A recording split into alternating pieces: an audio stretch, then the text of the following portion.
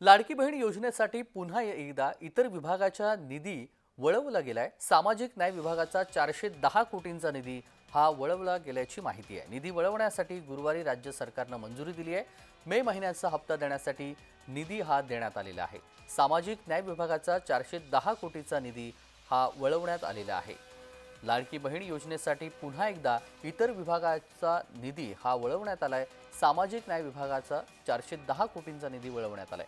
मनोज दयाळकर आपले प्रतिनिधी जोडले गेलेले आहेत। मनोज, लाडकी बहिणीसाठी आणखी एक विभागाचा निधी हा वळवण्यात आलेला आहे, ज्याच्यामध्ये 410 कोटींचा निधी वळवण्यात आलाय। सविस्तर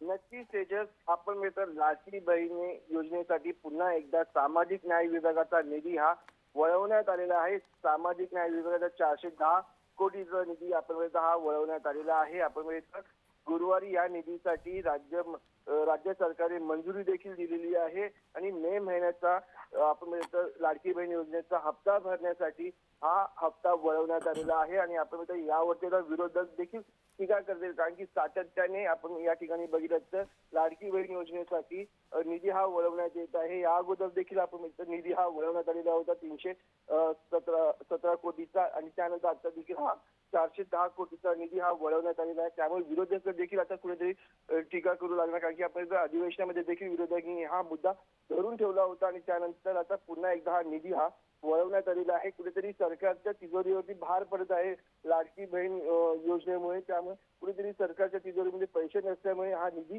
हा वळवण्यात येत आहे आणि आपण या ठिकाणी बघितलं तर लाडकी बहीण योजनेमुळेच महायुतीची सरकार ही कुठेतरी तारली होती आणि त्यानंतर महायुती सरकार आली आणि आता भेटत लाडकी बहीण योजनेसाठी हा निधी वळवण्यात येत आहे। तेजस, अगदी धन्यवाद मनोज, आपण दिलेल्या सविस्तर माहितीसाठी। बातमी संदर्भातले अपडेट जाणून घेऊ।